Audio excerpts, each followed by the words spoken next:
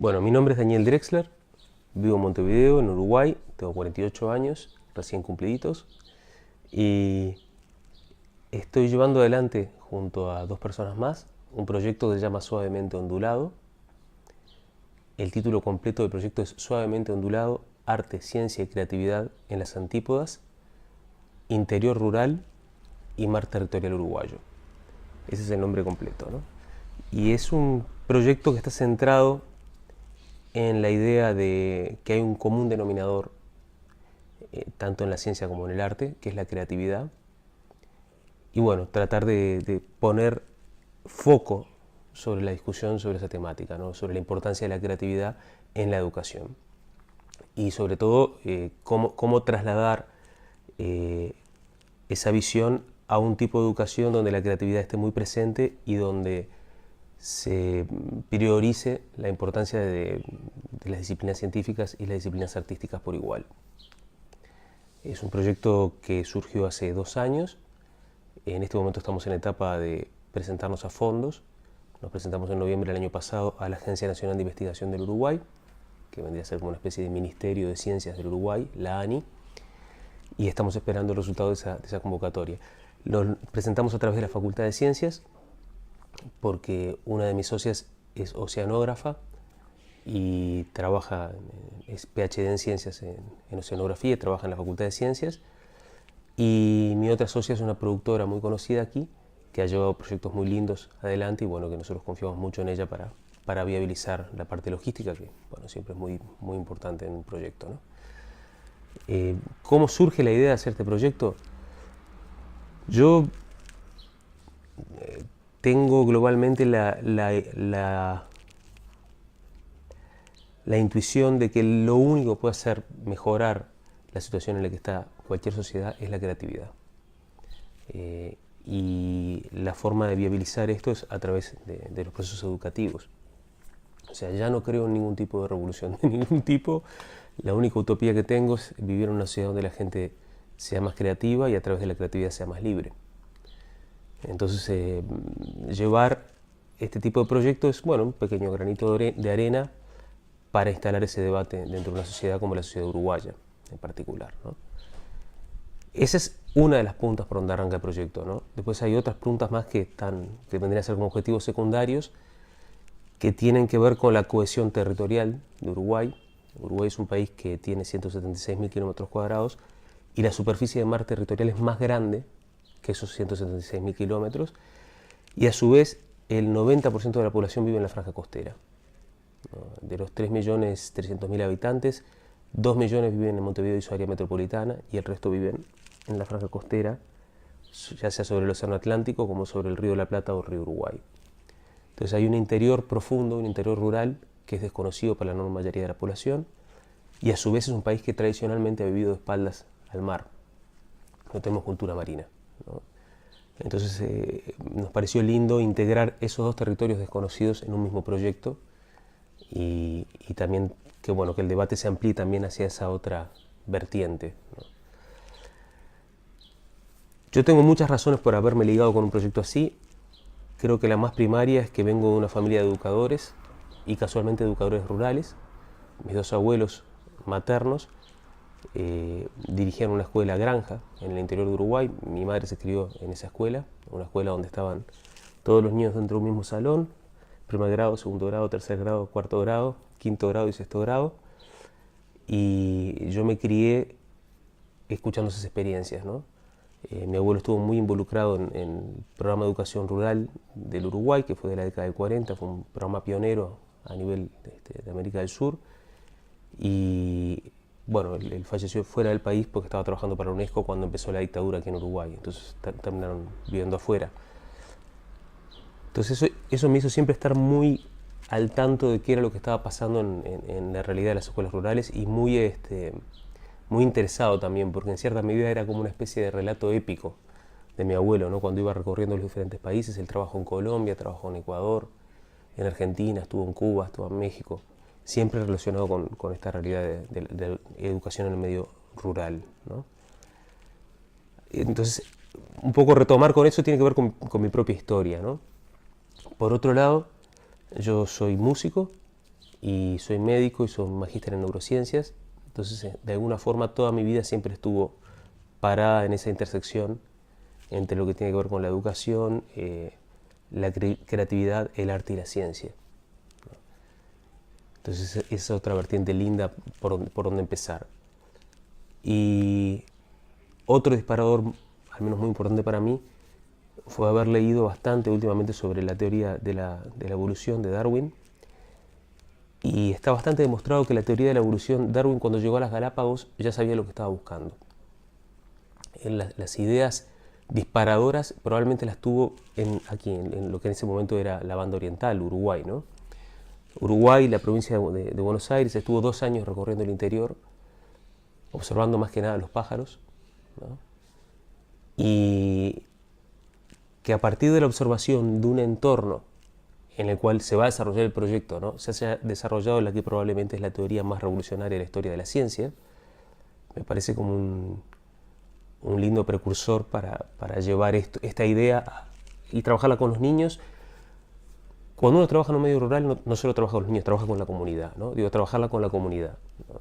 Cómo a partir de observar nuestra realidad nosotros podemos ir transformándola, cómo a partir de la observación de la realidad podemos ir aprendiendo de ella e ir teniendo ideas creativas que cambien nuestra propia vida, ¿no?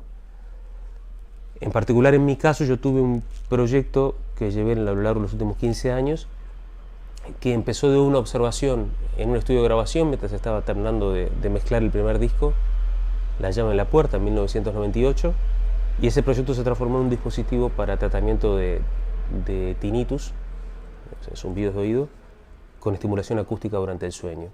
Y ese proyecto hizo todo un recorrido desde la idea original en un estudio de grabación que casualmente estaba en un medio rural. Eso era muy raro, estábamos grabando en un campo. Y bueno, el proyecto hizo todo el recorrido desde esa observación inicial hasta el desarrollo de una empresa que después se terminó transformando en una empresa localizada en Montevideo, que después se transformó en una corporación en Estados Unidos, más 2 patentes, más bueno, todo el proceso de llevar una idea a efectivamente terminar trabajando con pacientes, ¿no? Y como es una idea que asocia mucho las dos áreas, en particular en lo que yo voy a hacer en el proyecto, es el eje vertebral, porque me es muy fácil explicar la interacción entre ciencia y arte cuando digo, bueno, tengo una idea que surgió en un estudio de grabación y se transformó en un dispositivo médico que hoy en día está siendo usado en prácticamente todo el mundo para tratar pacientes. Entonces, bueno, es un hilo conductor muy lindo. El otro gran eje, la otra gran columna vertebral del proyecto, lo lleva adelante Leticia Buroni, que es la oceanógrafa, que ella estuvo durante los últimos años trabajando en el mapeo del mar territorial uruguayo y, bueno, tiene toda una serie de charlas armadas, ya de hecho lo hicimos varias veces en escuelas del interior. Ella tiene toda una serie de experimentos que hace con los niños que de alguna forma hacen que estos niños que están en el interior rural tengan contacto con ese otro país que está en el mar. Y bueno, integrando esas dos vertientes, lo que vamos a hacer es recorrer 10 escuelas rurales del interior del país, que ya están elegidas y que de alguna manera representan la diversidad del interior de Uruguay, porque aunque parezca que Uruguay es muy uniforme, hay realidades muy diferentes en el interior. No tiene nada que ver el interior ganadero con el interior agrícola, ni con el interior forestal o con el interior costero, ¿no? Entonces, cualquiera de esos lugares son distintos, los vamos a ir recorriendo. Algunas de esas escuelas son escuelas que tienen que ver con mi propio pasado, es una elección personal, ¿no? Vamos a ir a la escuela donde se crió mi madre y donde trabajaba mi abuelo y mi abuela. Y va a ser 4 días en cada una de las escuelas, a lo largo, una escuela por mes vamos a hacer, ¿no? Y luego de hacer ese recorrido, vamos a tomar los maestros que participaron. Primero los niños los vamos a subir a un buque científico, que probablemente sea el Alfa Crucis, que es el barco de investigación de la Universidad de San Pablo. Si se puede que sea Alfa Crucis, buenísimo. Si no, lo vamos a hacer con el buque de la UTU, que es la Universidad del Trabajo del Uruguay también. Y bueno, lo vamos a poner en puerto, los niños van a subir, van a conocer el buque, también va a estar abierto al público en el momento que esté en el puerto, y después la idea es salir al interior a hacer trabajo de campo, de mapeo del del subsuelo del mar territorial, ¿no? A mí esa es la parte que más me gusta de todas. Me gusta mucho el mar y siempre quise... Yo creo que es muy importante en cualquier proyecto que uno se ponga en la vida, más allá de que uno tenga una dimensión de, bueno, de hacerlo por una cuestión ideológica o una cuestión de servicio hacia el otro. Yo no comprendo el servicio hacia el otro si no es un servicio hacia uno mismo al mismo tiempo, ¿no? No lo comprendo en la práctica médica, no lo comprendo tampoco en la música. Yo creo que uno tiene que estar enamorado de un proyecto porque uno quiere llevarlo adelante también por satisfacción personal, y en este caso para mí es clarísimo. A mí me produce muchísima ilusión recorrer las escuelas rurales, en particular la parte de taller que voy a hacer yo. O sea, el trabajo en las escuelas va a estar dividido en unas especies de clases interactivas donde se va a abordar centralmente el tema de la intersección entre la ciencia y el arte, porque en el imaginario popular la ciencia y el arte están totalmente separados, están disociados, y bueno, yo no creo que sea así en lo más mínimo. Yo creo que el sector creativo de una sociedad está integrado tanto por científicos como artistas, y bueno, y también en general me gustaría que estuviera integrado por todo, por cocineros, por la gente que trabaja en una fábrica, por todo el mundo tomar una actitud creativa en la vida, ¿no? Y los puntos de interacción son enormes, ¿no? Hay un montón de fenómenos como la serendipia, la intuición, el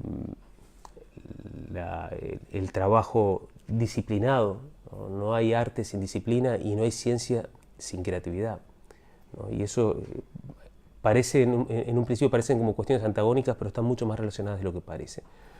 Entonces los talleres van a estar abordando esa temática, la importancia de una educación para la creatividad, y sobre todo también, más que respuestas, estamos llevando preguntas, porque realmente es una gran interrogante cómo se educa hacia la creatividad, ¿no? Es un área enormemente dinámica, y creo que hubo un cambio muy grande en la forma en que se percibe la educación, por lo menos desde principios del siglo pasado a cómo se percibe hoy en día, ¿no? Quizás un poco la norma a principios del siglo pasado era la de disciplinar a individuos salvajes para que sean buenos ciudadanos, y hoy en día creo que la búsqueda es al revés, es tratar de ir hacia ver qué tienen esas personas adentro. De hecho, los niños tienen una relación con la creatividad que lamentablemente la mayoría de los adultos la hemos perdido. Entonces también es una ventana de oportunidad para nosotros comunicarnos con eso, ¿no? Y aprender de ellos. Y después de tarde, un día va a haber un taller centrado en la parte oceanográfica, que lo va a llevar adelante Leticia Burone, y otro día va a haber un taller centrado en la parte de música. Y en el taller que yo voy a hacer en particular, vamos a salir con los alumnos a grabar pájaros del medio rural. El medio rural uruguayo es muy rico en pájaros, en especies de aves. Ahí en particular, obviamente que yo voy a ir a aprender, porque los niños seguro que van a saber 50 veces más que yo, que soy un habitante de la ciudad, acerca de cuáles son los pájaros que hay en el entorno, ¿no? Y lo vamos a grabar con una grabadora Zoom. Vamos a volver después al salón de clase, vamos a elegir un pájaro en cada una de las diferentes escuelas, y vamos a usar la célula melódica y rítmica del canto de ese pájaro para construir una canción. O sea, la idea es que al final del proyecto haya 10 canciones, cada una con probablemente las 10 especies más representativas de aves del interior del país. Todo este proyecto va a ser filmado. Por suerte se sumó Pablo Dota, que es un cineasta muy conocido aquí en Uruguay, probablemente el fundador del cine uruguayo de los últimos 30 años.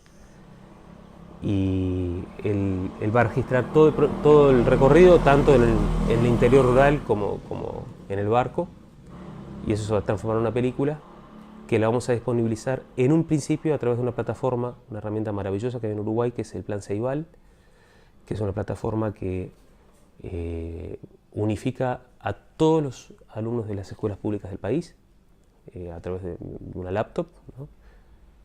Uruguay es el primer país que logró universalizar el acceso digital en las escuelas públicas, ¿no?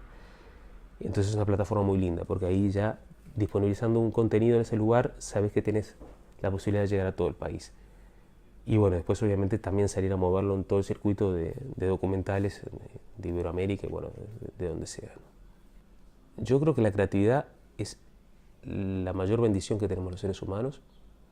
Tenemos un cerebro con una capacidad enorme de adaptarse al medio, Y justamente la creatividad es la capacidad que tenemos de inventar cosas que nos permitan adaptarnos mejor a las realidades que tenemos en el entorno, ¿no?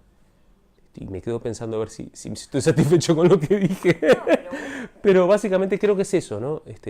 La inteligencia es nuestra capacidad de responder a los cambios, a los problemas que tenemos en el entorno. Y la inteligencia opera a través de la creatividad, ¿no?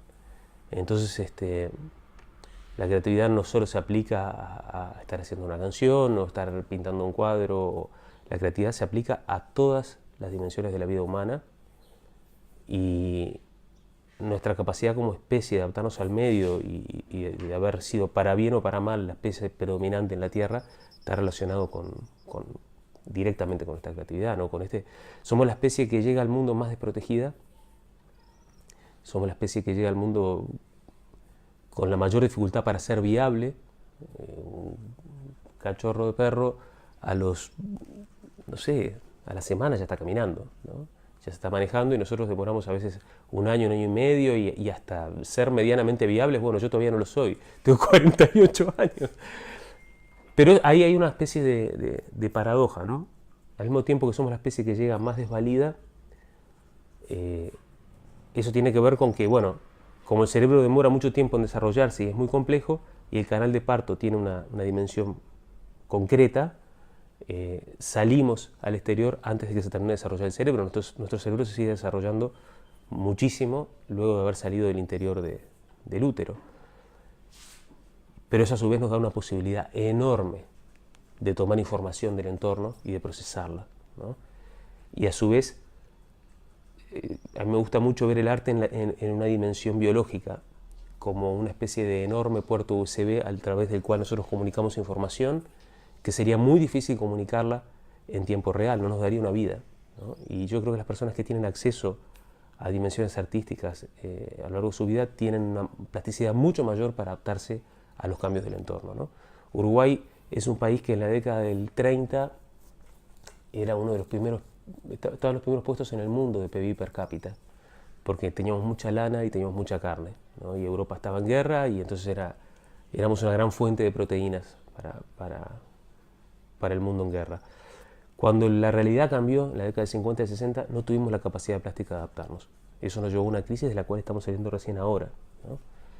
Cuando otros países, como Nueva Zelanda, que eran nuestros competidores, supieron adaptarse rápidamente a esas situaciones y hacer esos cambios. Y yo creo que eso fue una falla global de nuestra capacidad creativa como sociedad, y lo único que se me ocurre como una manera de sanar ese problema es haciendo mucho hincapié en la educación, ¿no? Yo tengo un recuerdo muy lindo de la escuela pública en Uruguay. La escuela pública en Uruguay fue, ya te digo, en muchos aspectos pionera. Aquí la revolución grande se hizo a fines del siglo XIX.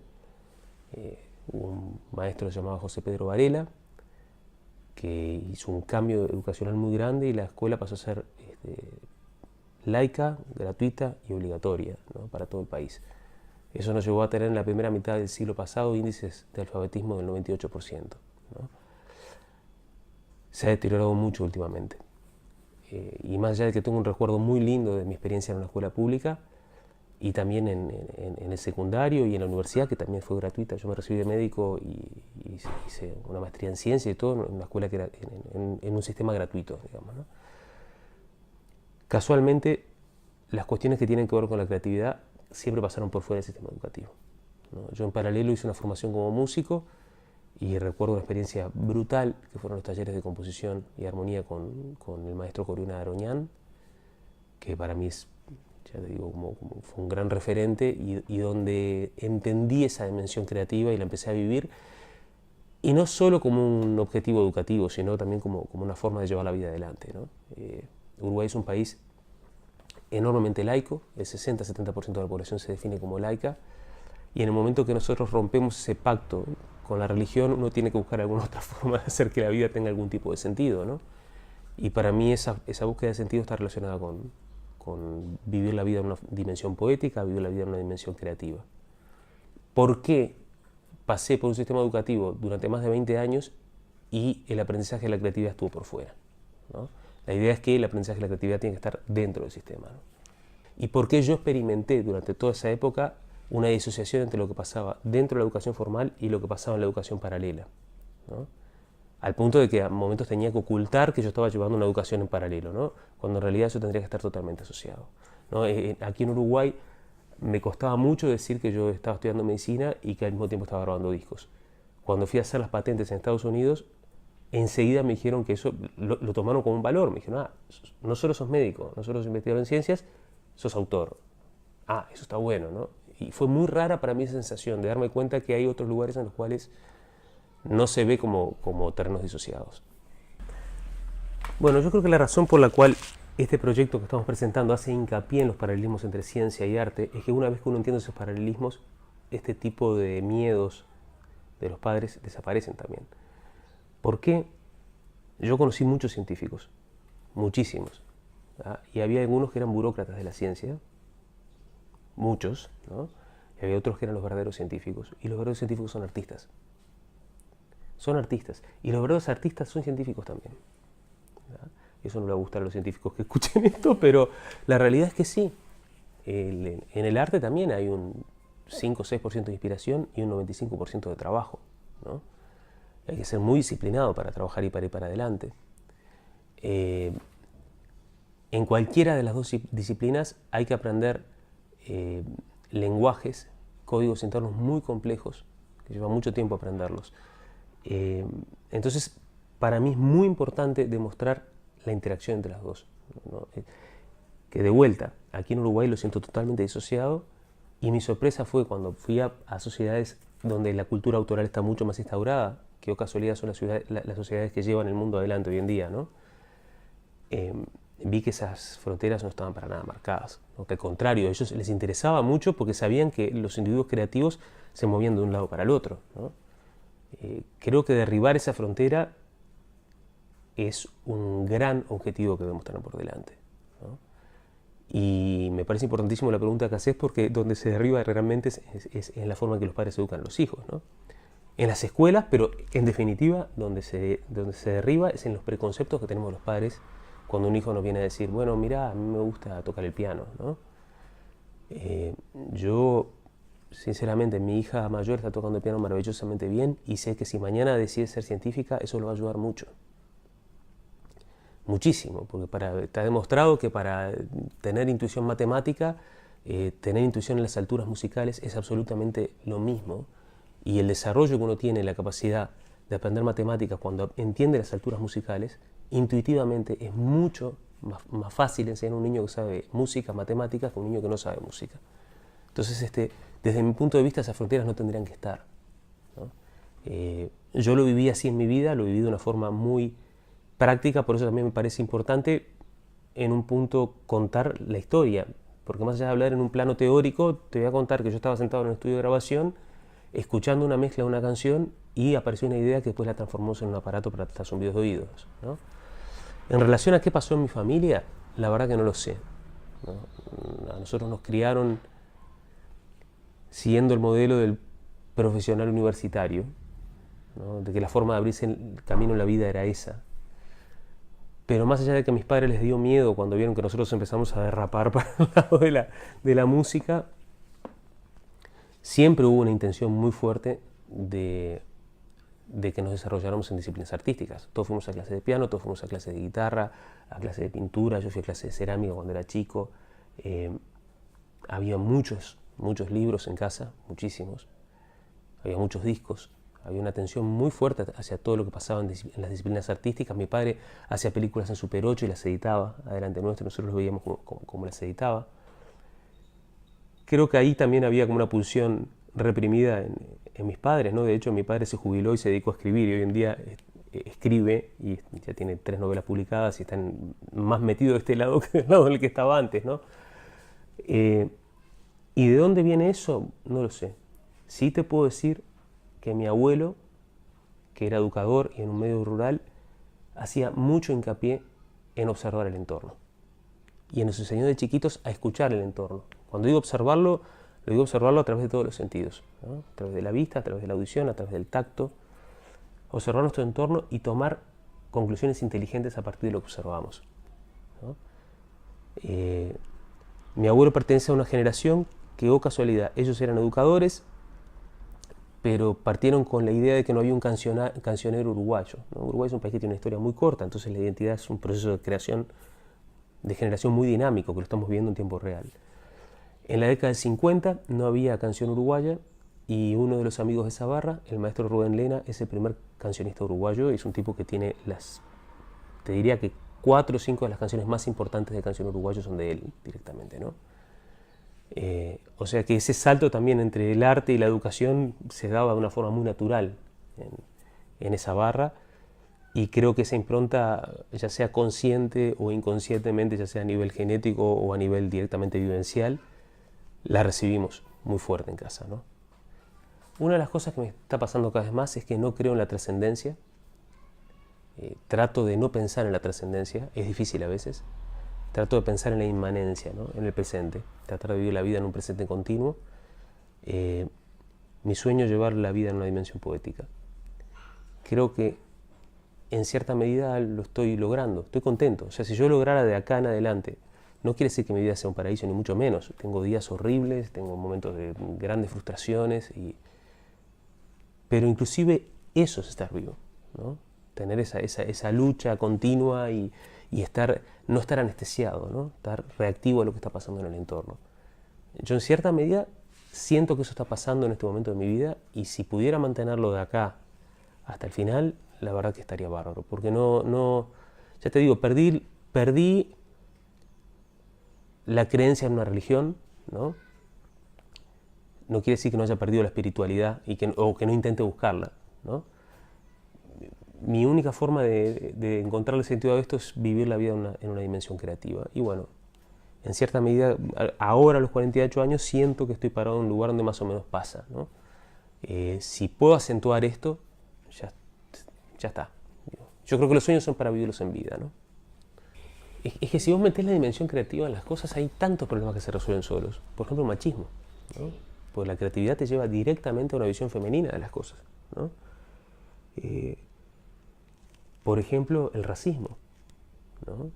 Yo tuve un contacto directo con la colectividad negra de Uruguay, que era un gueto cuando yo era chico, muy cerrado, a través del candombe, ¿no? Y ese contacto vive en mí hasta hoy en día, ¿no? Y te hace entender la cultura del otro y la diversidad, ¿no? Y valorarla y entender que cada cultura tiene una forma diferente de ver el cosmos, ¿no? Y que es muy interesante tratar de aprender cómo lo hacen los otros, ¿no? Es complicado, ¿no? Sobre todo en un país del tercer mundo es complicado, ¿no? Los países del tercer mundo, yo leí Las venas abiertas de América Latina en la adolescencia y me encantó. Realmente hoy en día creo que hasta el propio Galeano tiene una visión muy crítica de ese libro, ¿no? Porque en cierta medida afianza ese imaginario de que nosotros estamos siendo explotados por una cultura extranjera a la que hay que oponerse, ¿no? Una cultura extranjera que se está imponiendo sobre nosotros y que lo único que está haciendo es hacernos mal, y que los tenemos que confrontar, ¿no? A través de la violencia, ¿no? Y tratar de alguna manera. Y eso no lleva a ninguna solución. En América Latina está tan probado ya, ¿no? Ya llevamos muchos años de intentos de ese tipo y no lleva para ningún lado. En realidad es mucho más inteligente entender que esas culturas están teniendo una visión justamente de la creatividad, de la cultura autoral, que les permite estar donde están, y nosotros no la estamos teniendo y la culpa es nuestra, ¿no? Entonces es me parece mucho más constructivo meterse en proyectos de este tipo, ¿no?